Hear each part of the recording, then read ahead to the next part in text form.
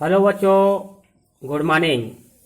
आज के क्लास में हम जो है पशुओं जांच के बारे में समझेंगे। एनिमल जजमेंट जजिंग के बारे में समझेंगे, जानेंगे कि पशु जांच होता क्या है। पशु जांच में पहले आप लोगों को एक जो है पहला यूनिट में जो बताया गया था, पहला दूसरा यूनिट में पशु शरीर रचना का अध्ययन में जो बताया गया था, उसमें का कुछ टॉपिक इसमें भी आपके आएगा अगर उसको समझे होंगे तो। और ये तो सबसे पहले बिना मानव जीवन, आपके पशु के बिना मानव जीवन जो है अधूरा सा है। कहीं ना कहीं हमारे जीवन में एक अहम रोल अदा करते हैं पशु, क्योंकि कुछ मांसाहारी होते हैं, कुछ शाकाहारी। तो जो मांसाहारी नहीं होते हैं वो पशुओं के दूध से जो मिलने वाली प्रोटीन है, विटामिन्स है, उसका उपयोग करते हैं और बहुत सारे पोषक तत्व पाए जाते हैं और बहुत सारे उपयोग है पशुओं का। एग्रीकल्चर में, कृषि में विशेष पशुओं की जुताई फंदाई के लिए विशेष महत्व रहता है। तो पशुओं की जांच, अगर हम पशुओं के बारे में तुलनात्मक अध्ययन नहीं करेंगे, मूल्यांकन नहीं करेंगे, तो हम अच्छे गुण दोष ये इसको तुलना हम नहीं कर पाएंगे। हम एक पशु के एक शरीर को देख करके हम केवल उसका क्रय विक्रय कर सकते हैं, लेकिन बाद में घाटे की सौदा होगा अगर वो दोष युक्त हुआ तो। इसलिए पशुओं की जांच करना आवश्यक है। पशुओं की जांच या जजमेंट, मूल्यांकन जब तक हम नहीं करेंगे तब तक जो है आप क्रय विक्रय चयन नहीं कर सकते अच्छे पशुओं का। तो पशुओं की अच्छे चयन के लिए जो है विशेष हमें जो है पशुओं के बारे में जानकारी होना आवश्यक है। तो आज हम इसी क्रम में आगे बढ़ेंगे। पशुओं की जांच का महत्व निम्नलिखित उद्देश्यों की पूर्ति के लिए क्यों जो है आवश्यक है पशुओं की जांच की, या उद्देश्य क्या है। तो पहले आप लोगों को तो पहले यूनिट में मैं बता दिया था कि भाई पशु की स्वास्थ्य जानकारी के लिए भी जो है पशु जांच, क्योंकि स्वास्थ्य जानकारी उसका लक्षण बता देता है कि पशु का जैसे तापमान बढ़ जाता है, उसके सिर झुक जाता है, शरीर का चमक घट जाती, खाना पीना बंद कर देता है ना, जो मोती जो आते हैं वो आना बंद हो जाता है। ये मैं पहले कक्षा में बताया था। उसी प्रकार से उत्पादकता की जानकारी, उम्र की जानकारी, जाति दो जातियों के जो है अंतर, कौन से नस्ल है तो उसका शरीर भेद बता देता है। उसी प्रकार से आहार जो है नियत करने में, तो ये आप लोगों को बता दिया गया है। इसके बारे में इसी को एक बार और पढ़ लीजिएगा किताब से कि उसका उद्देश्य क्या है, या महत्व बताइए, पशु जांच के महत्व को बताइए। अब आगे पढ़ेंगे उत्तम पशु के चयन के लिए चयनकर्ता के आवश्यक गुण। अगर हम अच्छे नस्ल की पशु का चयन कर रहे हैं, उत्तम पशु के चयन कर रहे हैं, तो जो चयन करता रहता है, सिलेक्शन करता जो रहता है, उसमें कौन कौन से जो है गुण होना चाहिए, तब तो उस चयनकर्ता का मान्य है। अन्यथा वो किसी भी पशु को ले लेगा तो कोई मतलब का नहीं है। तो अच्छे चयनकर्ता वही है जिसमें क्या है, अच्छी गुण हो, पशु को परखने का गुण हो, पशु को जांच करने का गुण हो, वही चयनकर्ता आपके उत्तम रहेगा। तो कौन कौन से गुण होनी चाहिए ये पहले जान लेते हैं। निर्णायक को जो चयन करता है वो अपने निर्णय में दृढ़ होना चाहिए। जो निर्णय ले रहा है उसमें दृढ़ होनी चाहिए कि हाँ भाई, जो मैं सेलेक्ट किया हूँ या सिलेक्शन किया हूँ, जो पशु का जांच किया हूँ वो सही है। अगर वही दृढ़ नहीं होगा, उसके मन में विथल है, तो कोई मतलब का नहीं है। तो वो अपने निर्णय पे वो क्या होनी चाहिए, दृढ़ होनी चाहिए। दूसरा, निर्णायक स्वयं जो है चुस्त एवं अनुभवी होना चाहिए। बिना अनुभव के आप निर्णय नहीं ले सकते।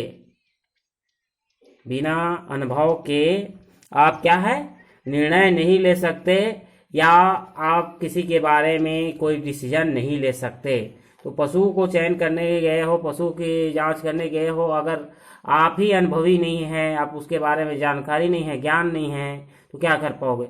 साथ ही साथ चुस्त का मतलब ये है, कोई भी कार्य कर रहे हो दिल से और लगाव के साथ, अगर आप में वो गुण नहीं है, चुस्तपन नहीं, स्फूर्ति नहीं है, तो आप फिर गलत निर्णय ले सकते हैं। तो निर्णायक में स्वयं चुस्त होनी चाहिए, अनुभवी होनी चाहिए।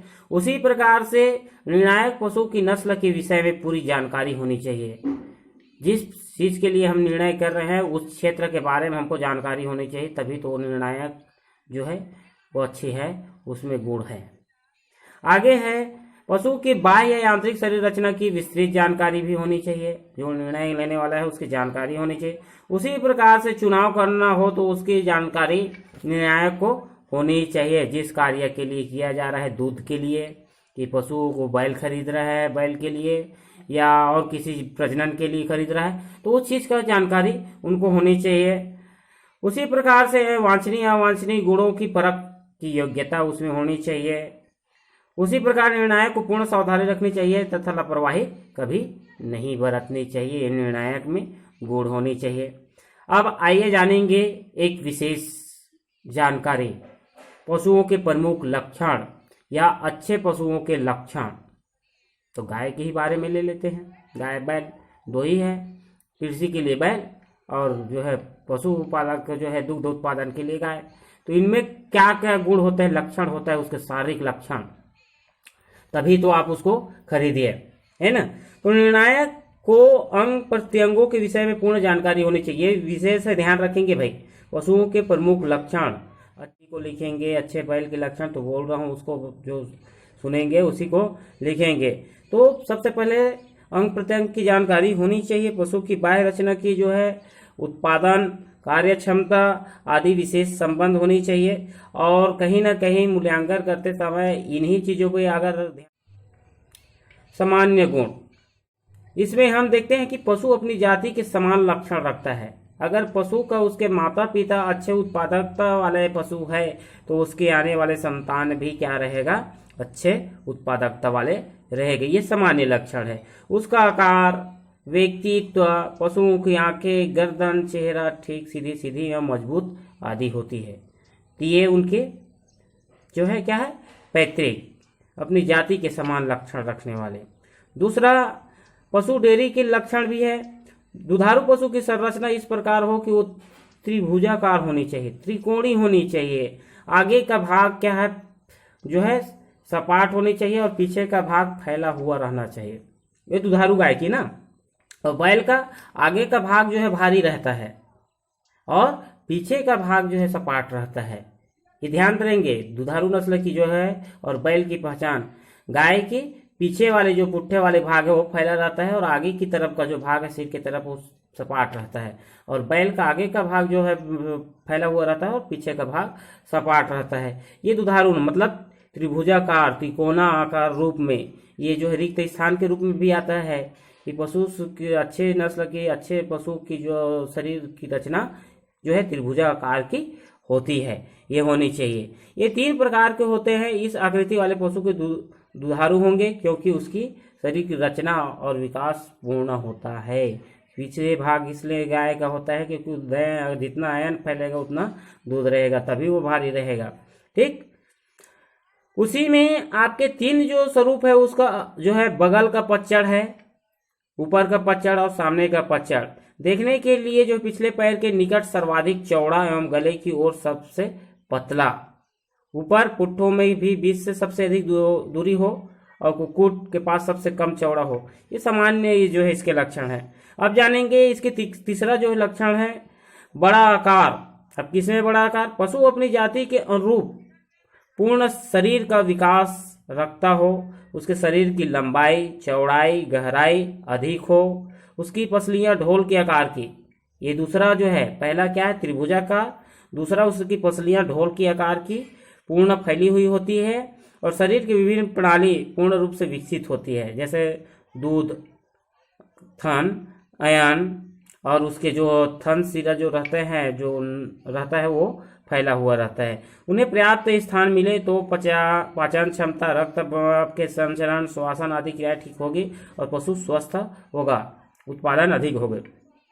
स्तन प्रणाली, स्तन मतलब मिल्किंग जो आपके सिस्टम होता है उसमें जाएंगे। दुधारू पशु के लिए स्तन प्रणाली का पूर्ण विकसित होना विशेष रूप से महत्वपूर्ण है, जिसमें निम्नलिखित बातें हैं।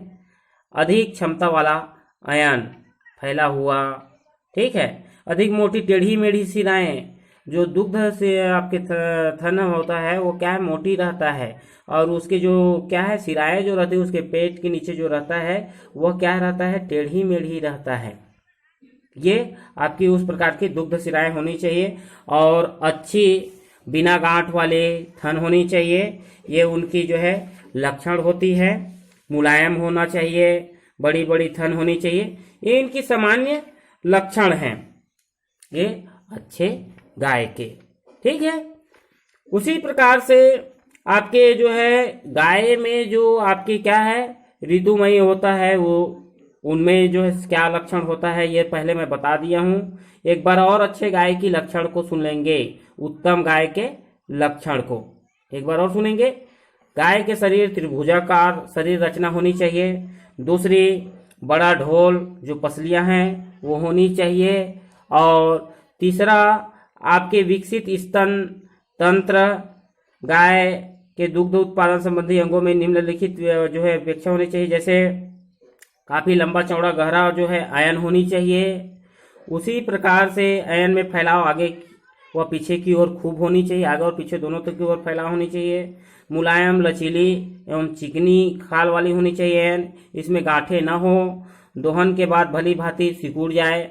दोहन के बाद जैसे ही थन से दूध निकला उसके बाद वो क्या हो जाए, सिकुड़ जाए। ये अच्छे दुधारू नस्ल की पहचान है। उसी प्रकार से जो गाय अपनी नस्ल के अनुरूप पूर्ण शुद्ध व जवान होनी चाहिए।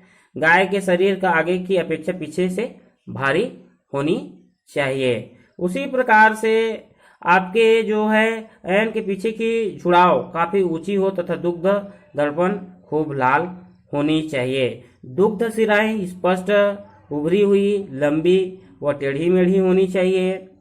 उसका स्वभाव सीधा सरल होनी चाहिए। अच्छे पशु जो रहते हैं, गाय की त्वचा पतली, मुलायम, लचीली व चर्बी रहित होती है। दुधारू पशुओं की भीतरी जो दोनों जांघों के मध्य पर्याप्त फासला हो ताकि ऐन आगे और पीछे भली भांति फैल सके। अगली टांगे दूर दूर हो। गाय की पीठ पुट्ठो सीधी हो, लगभग समान पुट्ठे वाली होनी चाहिए। ये अच्छी गाय की पहचान होती है। ये जो है इस तरीके से अगर आप जानकारी रखते हैं तो आप अच्छे गाय का ही जो है खरीदारी करेंगे। कहाँ से? मार्केट से। और अगर जानकारी नहीं है तो आप अच्छे पशु को नहीं ला सकते, ना अच्छे बैल को ला सकते हैं। इसलिए आपको अच्छी जो है गाय और बैल की जो है जानकारी होनी चाहिए। आगे आप लोगों के लिए है पशु जांच करने की विधियां। अभी पशु जांच की हम जान गए होती है पशु जांच करने की विधियां। तो पशु जांच करने की कौन कौन सी विधियां होती हैं उसको जान लेते हैं। वंशावली विधि होती है, समूह वर्ण विधि होती है, संतति परीक्षण विधि होती है, प्रदर्शन स्थलीय विधि होती है, गुणांकन विधि होती है। ये 5 प्रकार की विधि होती है। ये पांचों को, 4 का तो नाम आपको पांचों का नाम याद करना पड़ेगा, लेकिन गुणांकन विधि, जिसको गुणांकन को स्कोर कार्ड विधि बोला जाता है, स्कोर कार्ड, ये विशेष पेपर में आते रहता है। तो गुणांकन पत्र को हम विशेष जानेंगे। वंशावली जांच, समूह वर्ण, संतति परीक्षण, प्रदर्शन स्थलीकरण और गुणांकन विधि, जिसको स्कोर कार्ड बोला जाता है, इसको जानेंगे। स्कोर कार्ड किसको कहा जाता है? स्कोर कार्ड पशु जांच करने की वह विधि है जिसके अंतर्गत दुग्धशाला में पशु शारीरिकी के बनावट के संक्षिप्त विवरण रखा जाता है तथा प्रत्येक अंग प्रत्यंग का अपेक्षित महत्व अंकों द्वारा प्रकट किया जाता है। ये जिसके गुणांकन पत्र कहते हैं। क्या? स्कोर कार्ड पशु चुनाव करने की या पशु जांच करने की वह विधि है जिसमें पशुओं के शारीरिक बनावट का संक्षिप्त विवरण तथा प्रत्येक पशु का अंग प्रत्यंग का जो है अंकों में, महत्व को अंकों में जो है प्रकट किया जाता है एक कार्ड में, उसी को गुणांकन पत्र कहते हैं। और इस गुणांकन पत्र को 100 अंक होते हैं, कुल मिलाकर आते हैं। ये ध्यान रखेंगे। पशु गुणांकन स्कोर में क्या होता है? प्रत्यंग का जो है महत्व। तो कहाँ थे? स्कोर कार्ड में। तो स्कोर कार्ड को कितने अंकों से निर्धारित किया जाता है? 100 अंकों में डिवाइड किया गया है। और ये 100 अंक जो है पशुओं के शरीर के विशेष अंगों को लेकर के वो चयनकर्ता के ऊपर रहता है, वो 100 अंक को किसमें जो है प्रकट करता है। विशेष रूप से अयन है, उसमें विशेष कई पशु पालक या चयनकर्ता उसको ज़्यादा महत्व दिया जाता है। फिर सिर है, धड़ है, पुट्ठे है, आदि चीज़ों में उसको डिवाइड किया जाता है। पहले दुग्ध उत्पादन क्षेत्र, दुग्ध उत्पादक शरीर रचना को ही विशेष ध्यान दिया जाता है, लेकिन आजकल सभी में विशेष है।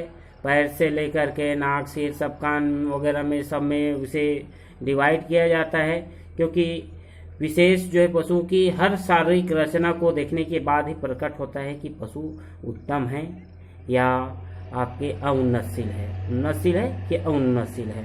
तो स्कोर कार्ड का मतलब वही है, पशु जांच करने की वह विधि है जिसमें पशुओं के गुणों को क्या है, किसी अंकों में प्रकट करना, उसके महत्ता को अंकों में प्रकट करना स्कोर कार्ड कहलाता है, जिसमें उसके शरीर की रचना की विशेषताओं को अंकों में प्रकट किया जाता है, जिसे 100 अंकों पर निर्धारित किया गया है। ठीक है, इन्हीं को स्कोर कार्ड कहा जाता है। आगे आप लोगों के और दूसरी चीज़ में पढ़ाया जाएगा। धन्यवाद, थैंक यू।